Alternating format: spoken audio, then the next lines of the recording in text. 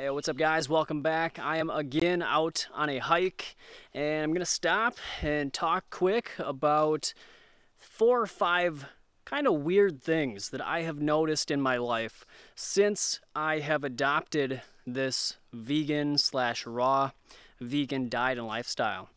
So, I've made videos in the past of changes that I have seen that are probably a little more expected. Most people probably experience a lot of the same things. But today I'm going to talk about a few things that I haven't heard anybody else really talk about. So I'm going to list them off here. And if you have experienced any of these in any sense, let me know down below. Let me know your experience. So the first thing that I notice that is different today than it was previously is my sensitivity to clothing and carpet. So basically material that has been soaked in formaldehyde, flame retardants, and hundreds of other chemicals that are used in the production of clothing and carpet. So now when I touch clothing, like at a store, if I'm to hold some clothing, my hands will start to burn. I will feel like a tingly burning sensation. And same thing with my feet if I'm on a carpet barefoot. So that just really shows me just how toxic those materials are. If I can now notice the chemicals on my skin and it gives me like a burning, tingly sensation. So at first I started to notice that. I thought, I didn't think a whole lot of it. I thought maybe it was just something, random, but it kept happening and kept happening. So now I know that there is something in the clothing and in the carpet that does not agree with my skin.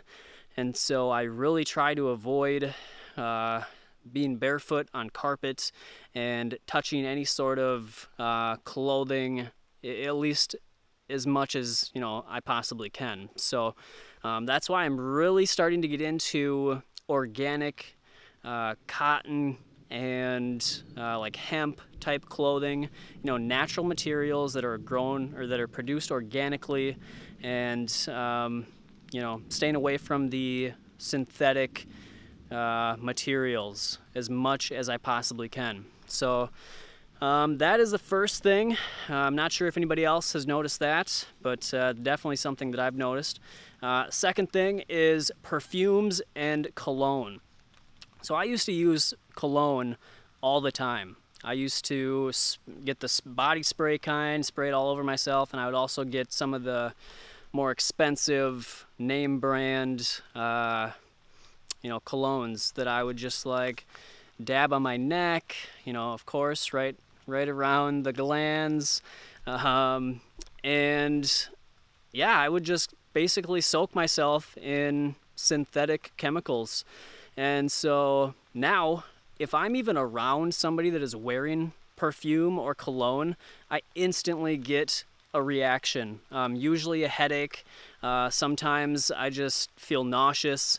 It's really it's really eye-opening to what people are putting on their bodies. There's so many chemicals in these products that we are just blindly accepting as safe, and in the most cases they are not. They are causing endocrine disruption and hormonal issues.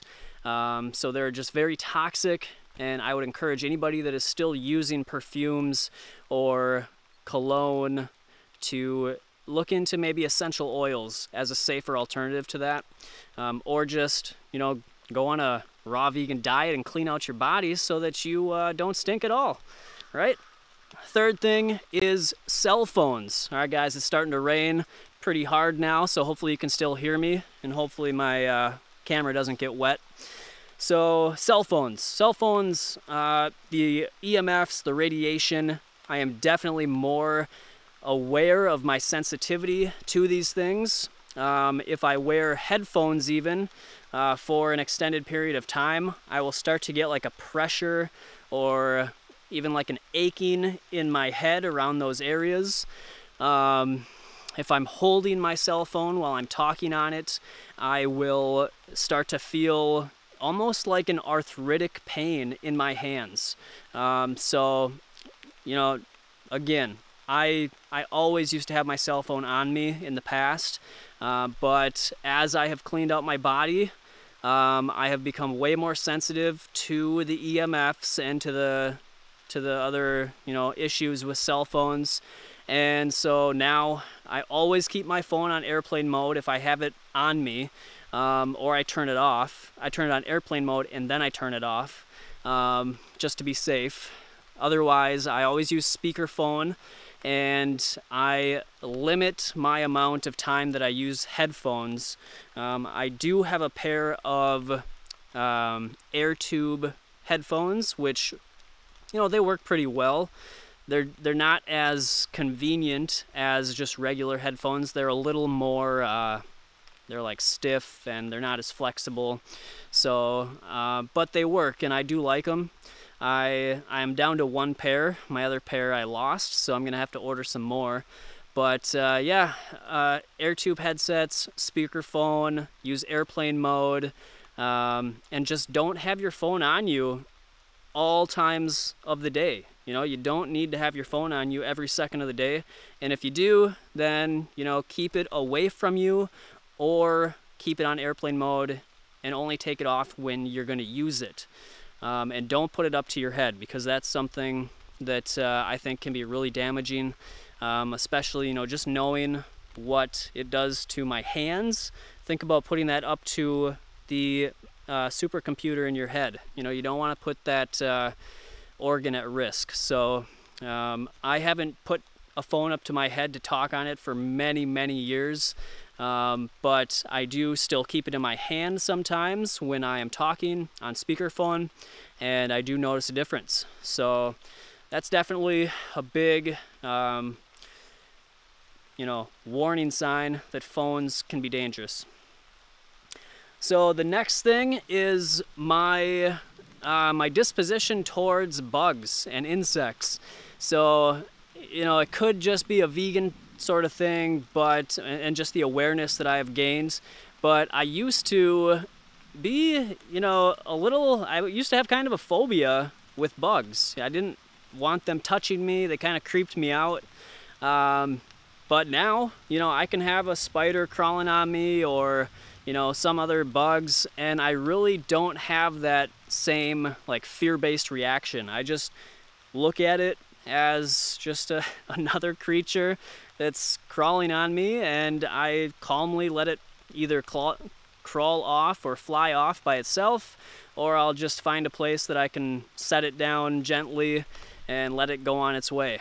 But you know, in the past, I used to have bug sprays, and I would kill bugs. I would smash them because I just didn't have that connection. I didn't have the awareness that you know, these aren't just innate or, you know, unconscious things that are crawling around. These things are, I believe that regardless of how big or small the bug is, I do believe that it has a good level of consciousness, if not the same amount as we do. We're just too big to really realize it, you know? So I don't even if that isn't true, I still want to give them respect, and I still want to you know, honor their life and let them do what they're doing. So I do not kill bugs intentionally anymore. So that's just something that I've noticed that's kind of different. Maybe not. Maybe you guys have had that same revelation, or revelation. So the last thing is, I guess, my mindset of caring what people think. That's really changed over the last few years. In the past, you know, I cared a lot more about what people thought of me. But as I've been, you know, exposed to the backlash of veganism, and especially, you know, being vegan is a challenge for a lot of people in itself, but when you go raw vegan, then, you know, it adds a whole nother dimension to it. And so, you know, I think that has really helped to condition me to better be able to handle criticism and, you know, maybe feeling like the odd person out.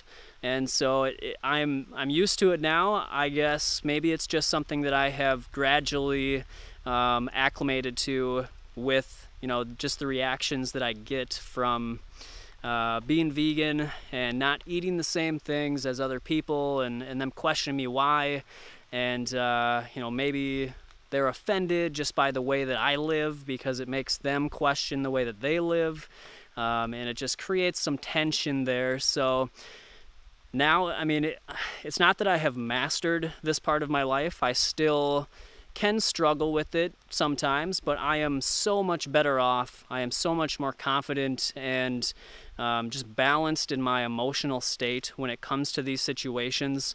So I think that is something that, you know, that's one of the many benefits of being vegan or raw vegan has to offer, because, you know, it teaches you to be an individual. It teaches you to stand up for what you truly believe and express your opinions in a respectful way.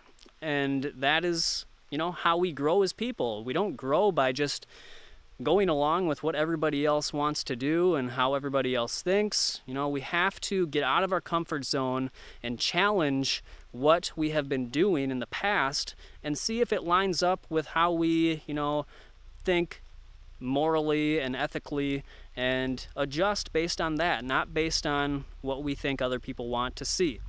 So that is just a quick list again, guys. I'm coming out with a bunch of list videos for you, but if you like this style and sort of video, feel free to give me a thumbs up. Let me know in the comments down below, and until next time, I'll see you in the next video.